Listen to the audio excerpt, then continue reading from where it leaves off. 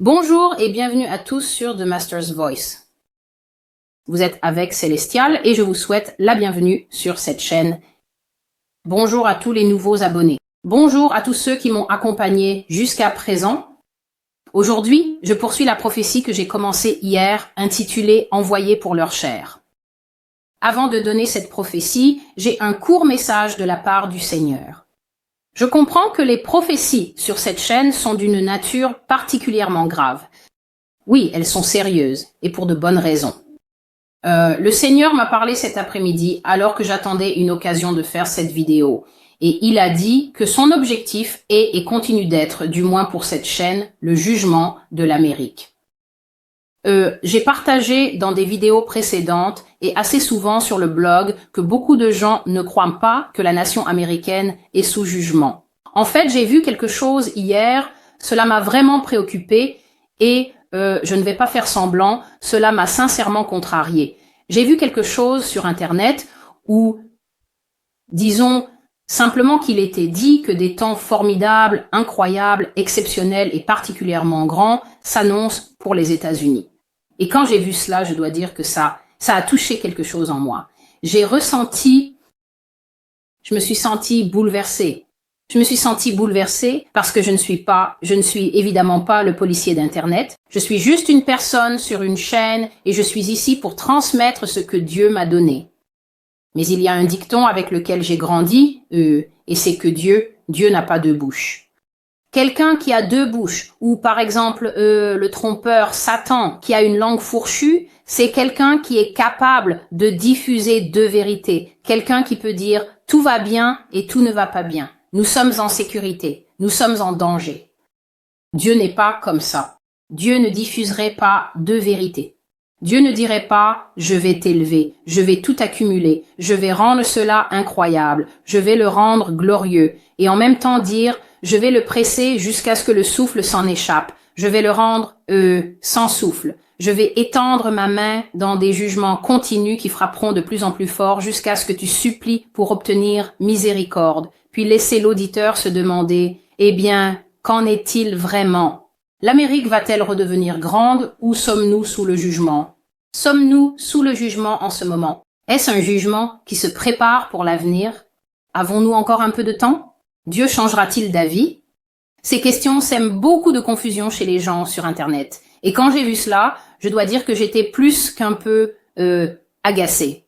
J'étais un peu contrariée et je me suis dit, et j'ai vraiment pensé dans mon cœur, Dieu, c'est exactement le genre de choses qui sèment la confusion dans l'Église. C'est le genre de choses qui sèment la confusion dans le monde.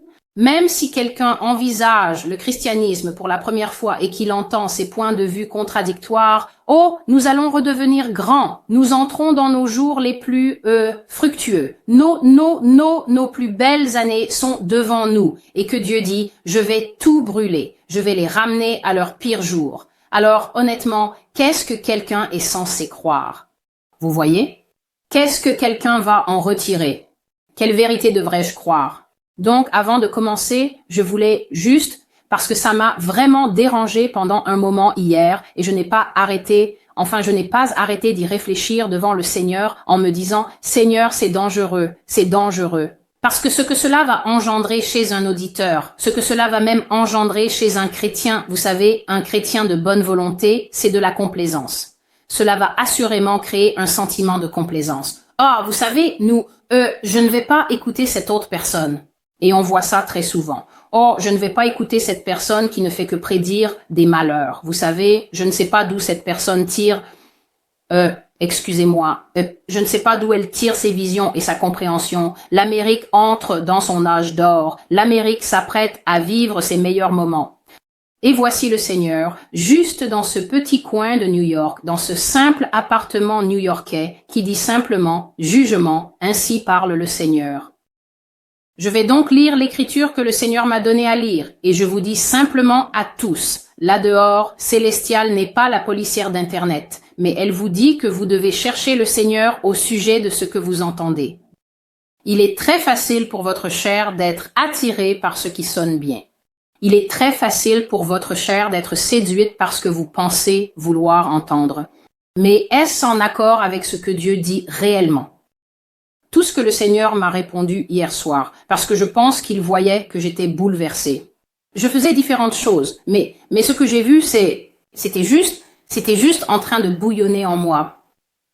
Ça remontait à la surface. Et finalement, il m'a dit, laisse l'ivraie pousser avec le blé. Laisse l'ivraie pousser avec le blé. Donc, évidemment, cette histoire se trouve dans Matthieu 13 et j'y suis allée comme une fusée. Et ce que j'ai vu, c'est que l'ivraie pousse effectivement avec le blé. Même à l'époque ancienne, les faux prophètes étaient là, juste à côté d'un ou deux vrais prophètes, et ils disaient, « Ô roi, va au combat, car tu vas sûrement. » Et le roi partait à la guerre, et il le criblait de flèches, et il mourait là, dans son char, et son sang était dans le char. C'est ce que les terroristes lui diraient, qu'il était dans ses jours de gloire, qu'il avait juste, tout comme il avait mené d'innombrables batailles auparavant, il remporterait sûrement celle-ci. Et alors le roi partait, car Dieu te donnera selon ton propre cœur. Comprenons bien ceci à propos de notre Père. Il te donnera assurément selon les exigences, les convoitises, les fins et les désirs intérieurs de ton propre cœur.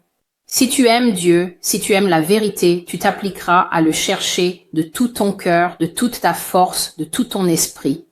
Et il promet dans Jérémie 29, 13, « Cherchez-moi de tout votre cœur et je me laisserai trouver par vous. » Il dit, je crois dans Jérémie 33, 3, « Invoque-moi, demande-moi, cherche-moi dans la prière, et je te montrerai des choses grandes et merveilleuses que tu ne connais pas. » Gardons à l'esprit que le mot « merveilleux » signifie simplement quelque chose qui nous émerveille, quelque chose qui nous choque. Merveilleux ne veut pas forcément dire bon. Voir brûler une grande ville est un spectacle merveilleux.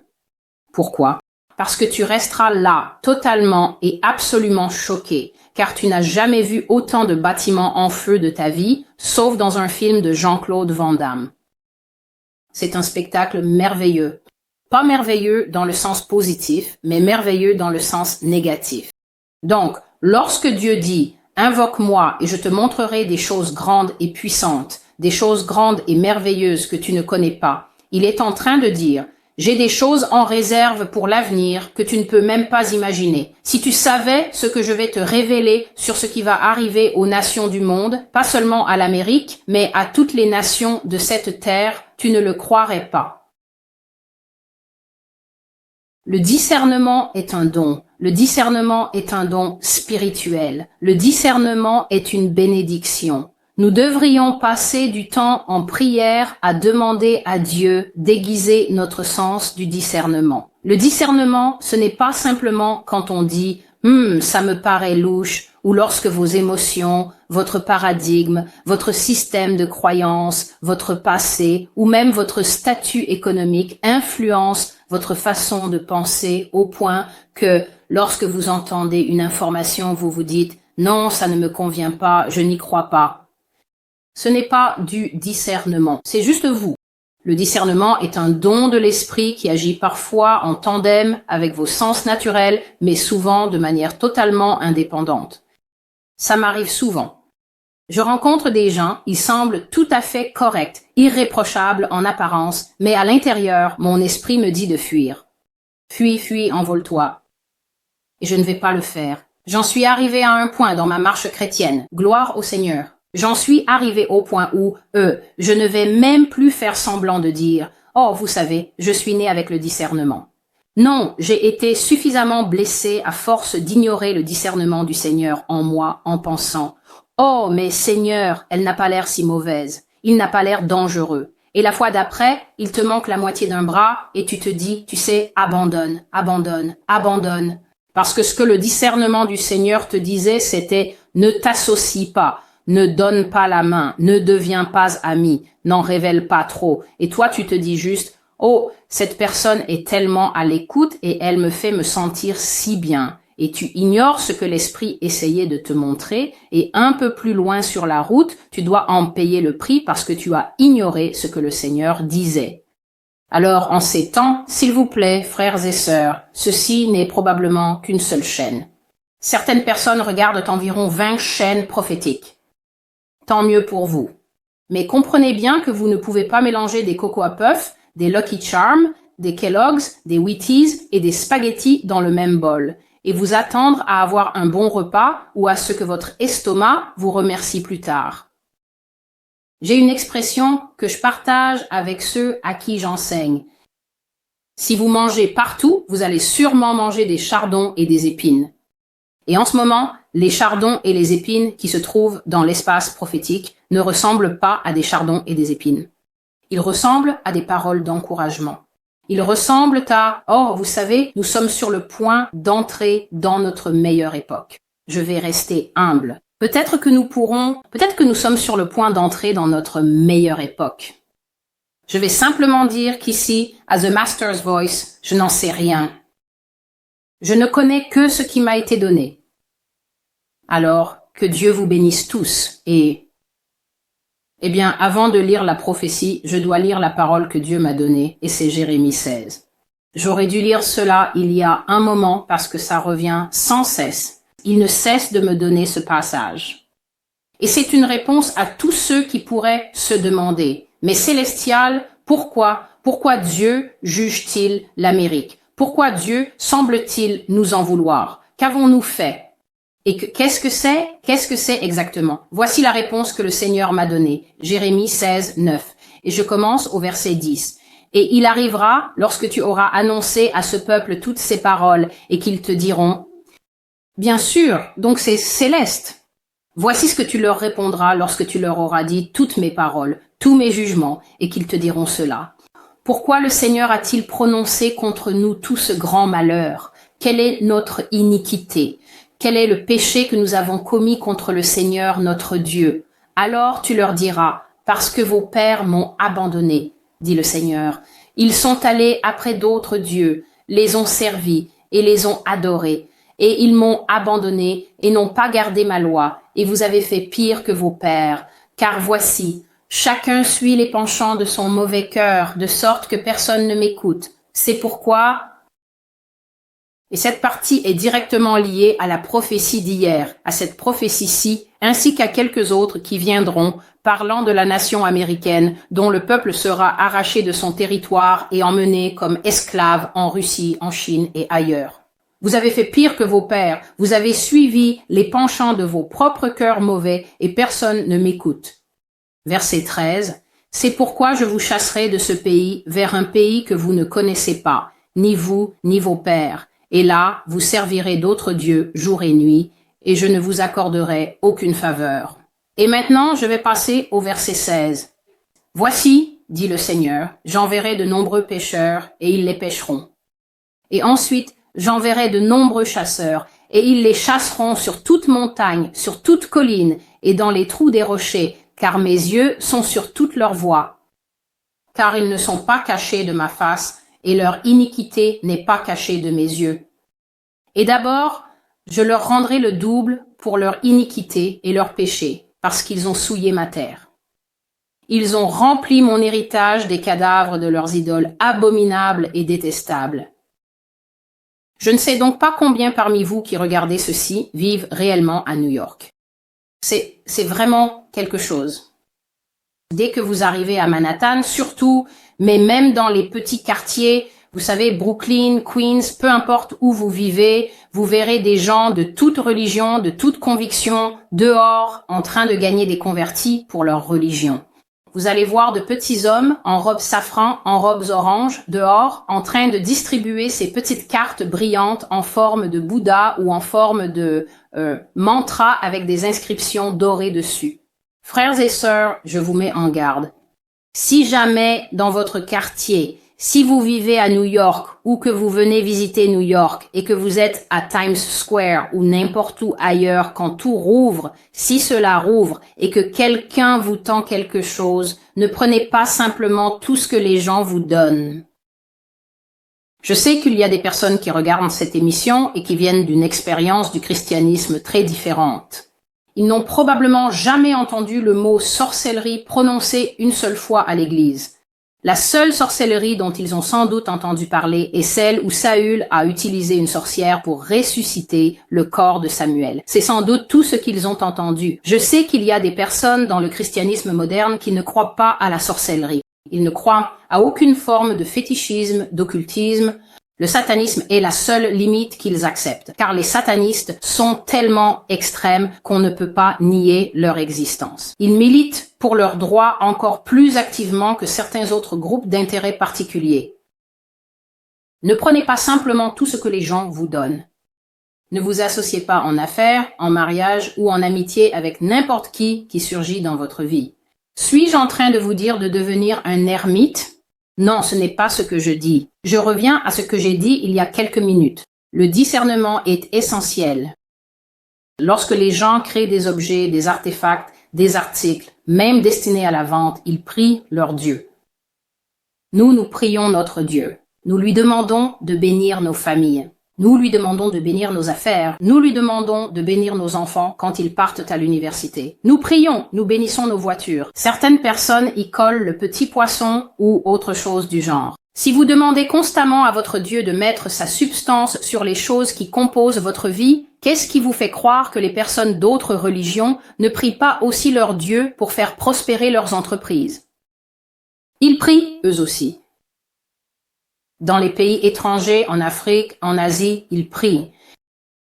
Et puis vous partez en vacances là-bas et vous achetez ces petites choses en vous disant « Oh, c'est tellement mignon, ça ira parfaitement dans le salon ». Et vous ramenez chez vous un objet auquel est attaché un démon plus grand que l'Empire State Building. Si vous ne croyez pas à cela, je ne sais pas quoi vous dire. Mais dans mes ministères quotidiens auprès des gens, ce que j'ai vu et entendu, les emails que je reçois et ce avec quoi les gens luttent, certaines personnes ne croient pas aux esprits maléfiques. Elles ne croient pas à l'incube et au succube. Ils ne croient pas aux sirènes des eaux. Pour eux, ce ne sont que des êtres mythologiques, des élucubrations. Des gens luttent contre ces choses dans leur vie quotidienne et leurs pasteurs leur disent « Oh ça, tu rêves constamment d'eau, ça ne veut rien dire, oublie ça. » Je rencontre des personnes complètement liées, et cela dans tous les sens, qui vont à l'église depuis 15 ou 20 ans, et qui n'ont aucune idée des différentes méthodes et des façons dont Satan afflige une âme. Certains responsables n'ont tout simplement aucune idée de ce que c'est, ni de la manière de s'en occuper. Alors ils écartent le problème et disent à la personne « Il suffit d'avoir la foi. Tu sais, Jésus est mort et il a tout réglé à la croix. Tu es sauvé. » L'intention de Dieu n'est pas que nous souffrions en silence jusqu'à l'enlèvement. Il a dit qu'il est venu pour donner la vie, et la vie en abondance. C'est un type de vie précis, une vie pleine, une vie débordante, une vie victorieuse, comme Caleb qui disait « Je peux prendre cette montagne. » Mais nous ne pouvons rien conquérir si nous sommes liés. Nous ne pouvons rien conquérir si nous sommes esclaves des démons, des diables, de la sorcellerie. Frères et sœurs, certains d'entre nous ont conclu des alliances avec des choses qui nous donneraient une coupe gratuite, nous raseraient la tête de stupeur si nous pouvions réellement regarder dans le domaine spirituel et voir à quoi nous sommes attachés, liés. Nous tomberions dans les pommes. Les gens prient sur leurs œuvres d'art. Ils prient sur leurs sculptures. Ils prient sur ces petites mantras mignonnes qu'ils te donnent et tu te dis « Oh, c'est mignon, je vais l'utiliser comme marque-page. » Et ce que tu ne sais pas, c'est que ton petit marque-page est un point de contact pour qu'une entité non morte ait un droit sur toi. Et les démons sont très, très jaloux de leurs droits territoriaux. Ils sont incroyablement jaloux de leurs droits territoriaux. Donc, il te faut du discernement en ces temps. Tu dois faire attention à ce que tu consommes sur Internet. Tu dois être sûr de ce que certains de ces prophètes qui font du bien-être te disent.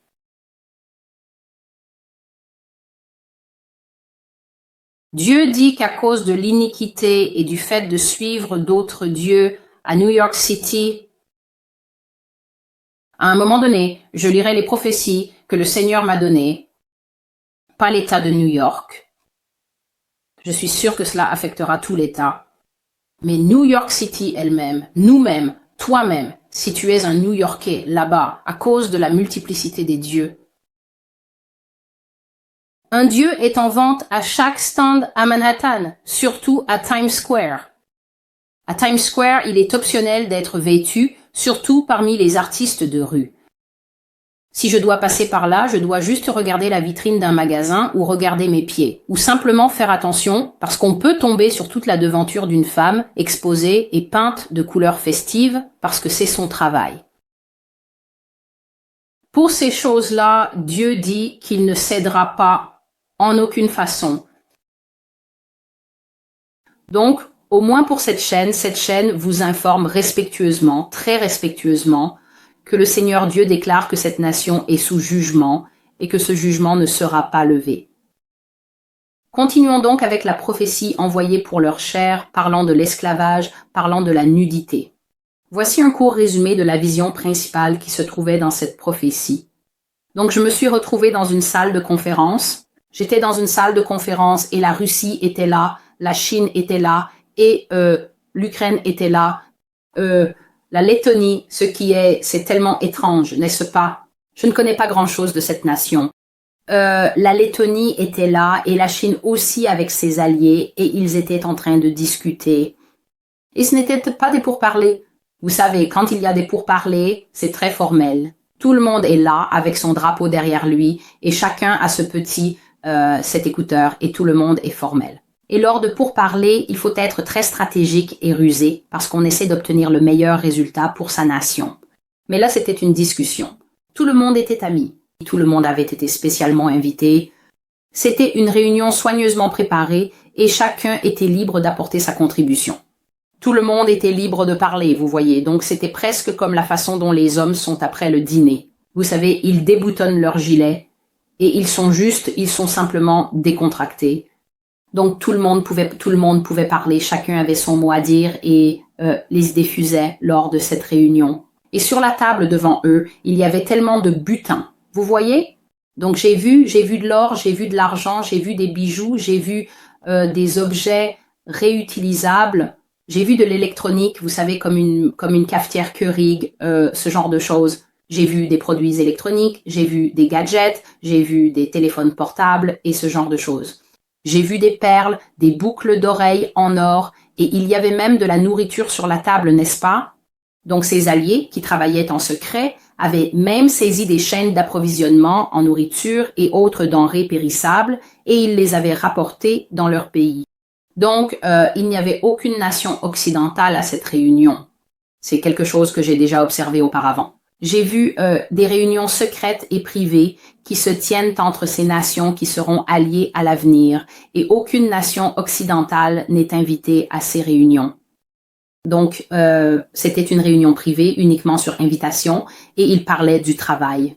La Chine se plaignait donc en disant « Je continue de construire. Je me développe à un rythme incroyable et j'ai besoin d'aide. J'ai besoin de gens pour mélanger le ciment. Mon peuple ne suffit pas. » Il faut savoir que la Chine compte plus d'1 milliard d'habitants, mais bien sûr, chaque personne en Chine n'est pas assez forte pour travailler dans le secteur de la construction. Et nous avions déjà vu, vous savez, des années avant que le Wall Street Journal ne s'empare de cette histoire, je pense qu'en 2014 ou 2015, cela avait déjà commencé à fuiter dans d'autres cercles que la Chine construisait d'immenses villes et que ces villes étaient tout simplement vides.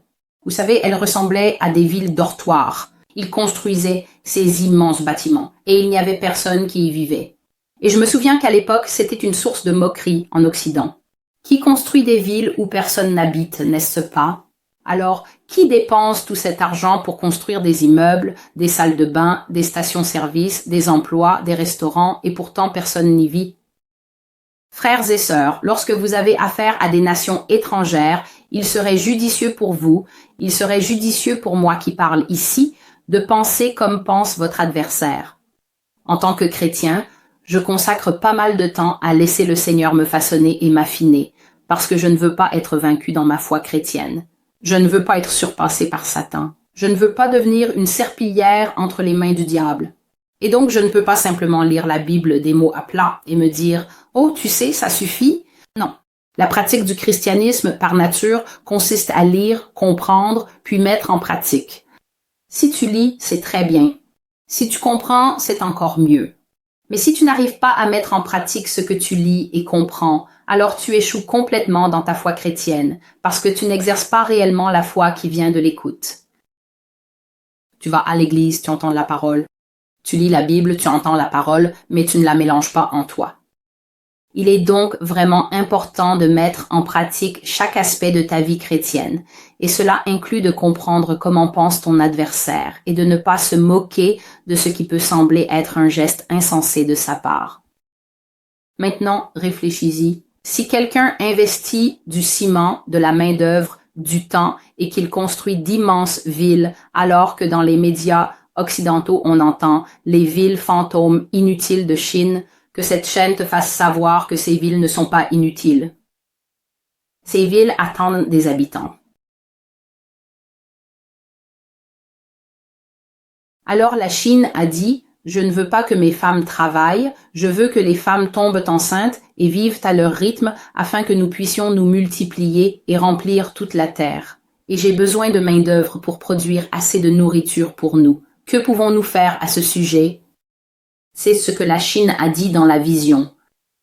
La Russie a dit, nos palais ne suffisent pas, l'opulence ne suffit pas, nous avons besoin de plus d'or, nous avons besoin de plus d'argent, nous avons besoin de plus de mines, de pierres précieuses, de métaux précieux. Nous avons besoin de plus de beaux-arts, nous avons besoin de plus de nourriture. Où pouvons-nous trouver ces choses et qui ira les extraire pour nous? Maintenant, d'après ce que j'ai vu, tout le monde ne participait pas activement à ces discussions. L'Ukraine ne disait rien. Le ressenti de la délégation ukrainienne, parce que je ressentais les émotions des personnes présentes dans la salle. L'Ukraine était simplement ravie d'être là. Ils étaient tout simplement excités d'avoir été invités par ces géants, la Chine et la Russie. Et c'était le même sentiment qui émanait aussi des nations asiatiques. Je les ai tous vus hocher poliment la tête et ils étaient simplement heureux d'être invités, mais ils n'avaient rien à dire. À la tête de la table, un homme écoutait. Il était vêtu d'un costume, mais superposé à ce costume, je voyais aussi l'uniforme traditionnel russe, la tenue cérémonielle des tsars d'autrefois. Donc, je voyais que cet homme portait un costume, mais il avait aussi l'uniforme impérial russe, vous savez, même avec le sabre, et il a levé la tête et a donné un ordre, et il a dit « Allez chercher leur chair ».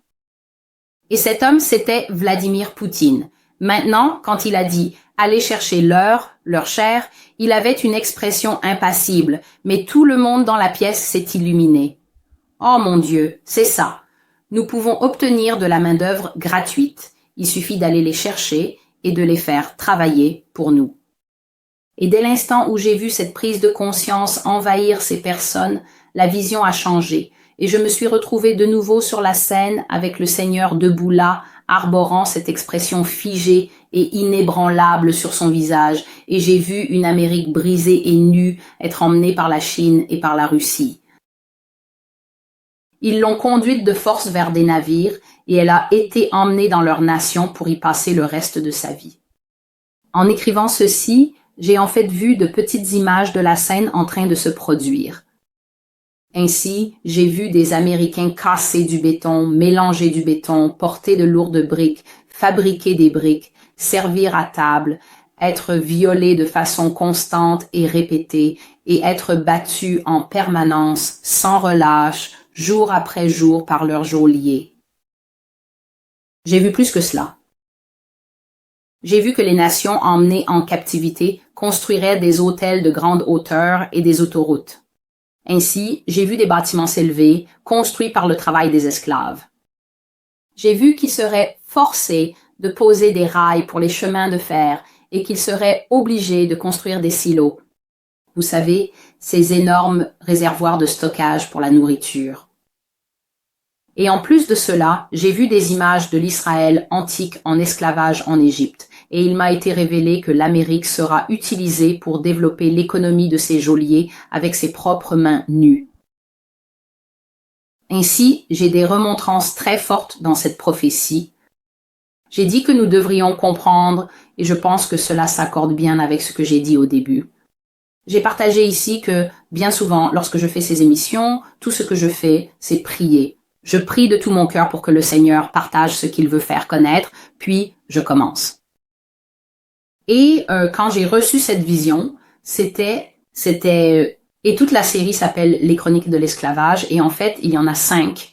C'était une vision continue qui a duré plus de 2 heures, donc j'ai dû la diviser en plusieurs parties, et c'est pour cela qu'il y a 5 publications différentes. Mais tout cela fait partie d'une seule et même chose que j'ai vue et entendue. Si vous êtes à l'époque moderne, n'est-ce pas? C'est 2020 et ça ne va bientôt plus être 2020. Ça va bientôt être 2021, ce qui me sidère en soi, d'être en vie dans une année qui porte le nom de 2021.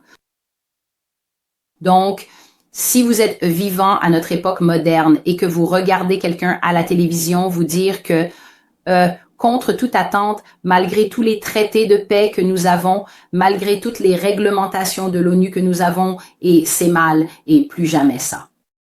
Quelqu'un est en train de vous dire que l'esclavage va revenir sur cette terre, un esclavage en temps réel, et l'esclavage de la nation la plus puissante du monde.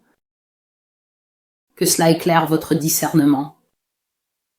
Que ce soit une parole si sérieuse et si grave que vous soyez obligé de comparer ce que je dis à ce que dit le camp Make America Great. Et je le dis aussi bien dans l'espace séculier que dans l'espace prophétique. Il y a beaucoup de gens qui sonnent de la trompette et qui se préparent à entraîner l'Amérique vers ce qu'ils pensent être ses jours de gloire et sa scène de bal. Mais je ne suis qu'une seule voix ici à New York en train de partager. Cette vidéo sera peut-être un peu longue, mais s'il vous plaît, soyez patient, car je ne veux pas avoir à en faire une autre. Ainsi parle le Seigneur. Vous ferez des briques comme vous avez fait faire des briques à mon peuple. Et vous paierez pour les choses que vous avez faites dans votre passé. Tous les hommes sont créés égaux, avez-vous dit, mais vous n'avez pas vécu ainsi. Vous avez traité mon peuple comme des bêtes sauvages et violé les femmes jusqu'à ce qu'elles se donnent la mort, plutôt que de vous laisser les toucher à nouveau. Vous avez violé des enfants. Dès que vous les voyiez s'épanouir et fleurir à l'aube de l'âge adulte, vous les arrachiez, vous les faisiez envoyer dans votre lit et vous les défiguriez comme un mur couvert de graffitis. Pour cela, il n'y aura pas d'expiation. Dans les temps à venir, votre chair sera marquée. Vous serez regroupés, traqués et rassemblés comme des gerbes de blé dans les champs. Vous serez stockés et entreposés. Vous serez emmenés dans des centres de traitement où tous vos dons et capacités seront répertoriés. On vous demandera, savez-vous cuisiner? Savez-vous nettoyer?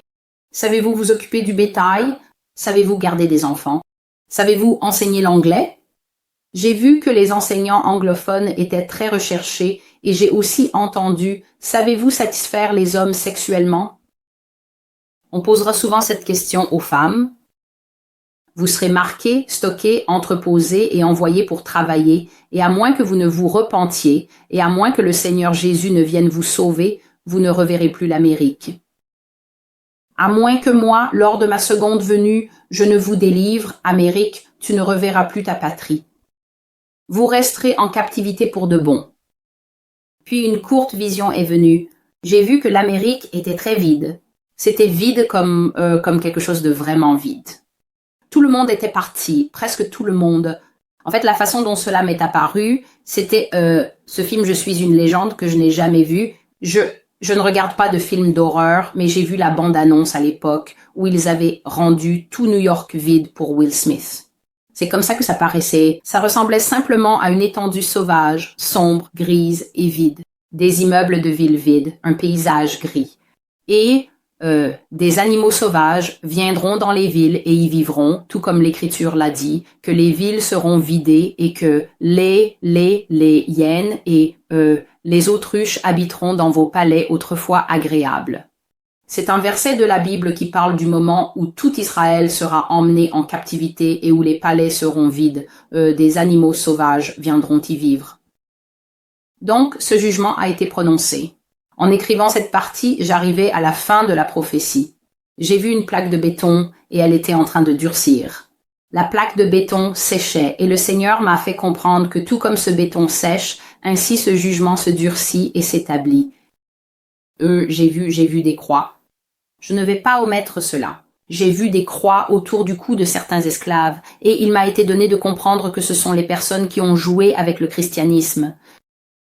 C'est vous, là dehors, qui voulez participer aux choses de Dieu tout en vous asseyant et mangeant à la table des démons. Qu'est-ce que la table des démons? La table des démons, c'est lorsque tu es chrétien, mais que tu déformes tout ce que dit la Bible pour l'adapter à la culture des alliés là dehors. Alors tu es le grand allié LGBTQMJ8. Tu ne leur dis pas ce qui ne va pas dans leur vie. Tu en es à ton 5e avortement et tu dis « Dieu connaît mon cœur ». Tu ne t'es pas repenti des choses que tu as faites. Aucun de nous n'est pur, frères et sœurs. Je ne suis pas ici en train de pointer du doigt qui que ce soit. Je ne suis pas qualifié pour pointer du doigt qui que ce soit, mais je suis qualifié par le Christ pour vous dire que la repentance est le seul chemin vers le ciel. Sans la sainteté, aucun de nous ne verra Dieu, et je prends mon christianisme tellement au sérieux, car malheur à moi si je prêche à quelqu'un et que cette personne se repent, puis que je vis d'une manière à manquer la gloire et la grâce immaculée de Dieu, et qu'on me ferme la porte du ciel au nez. Malheur à moi. Mon salut aura été inutile. Tout le temps que j'ai passé à faire des vidéos et à parler aux gens aura été perdu. J'ai vu des chrétiens être emmenés en captivité parce qu'ils étaient de faux chrétiens. Ils allaient dans des églises qui ne les préparaient pas. Ces salles d'exposition du destin où chaque sermon porte sur ta percée, ou comment avoir de l'influence au travail, ou encore 10 étapes vers la prospérité, tu vois? Le public de la vie guidée par le but, le public de femme tu es libéré, le public de ta meilleure vie maintenant. Tu as tous ces livres sur ton étagère, mais la poussière sur ta Bible pourrait faire pousser une récolte de pommes de terre. Tu ne la lis pas, tu ne l'aimes pas. Tu ne t'attaches pas à la parole de Dieu. Tu ne la laisses pas te façonner et te transformer pour que tu passes de l'inactivité à la vie et à l'action, car la parole de Dieu est vivante et agissante. Elle est tranchante et elle est vive. Le mot « vive » ne veut pas dire rapide ou pressé. Cela veut dire vivante, puissante.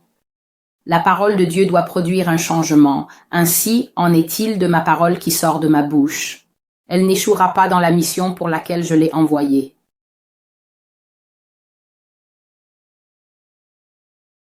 Dieu connaît la différence entre les vrais chrétiens et les faux chrétiens. Les chrétiens ne seront pas exemptés de ce jugement s'ils ne sont pas véritablement fils de Dieu, fils de la justice, fils de la vie éternelle. Ici Célestial avec la voix du Maître. J'ai fait de mon mieux pour transmettre la prophétie envoyée pour leur chair. Il y a d'autres parties à cette prophétie qui concernent la Russie, qui concernent la Chine, mais pour l'instant, cette vidéo est déjà assez longue. Merci de votre patience avec moi.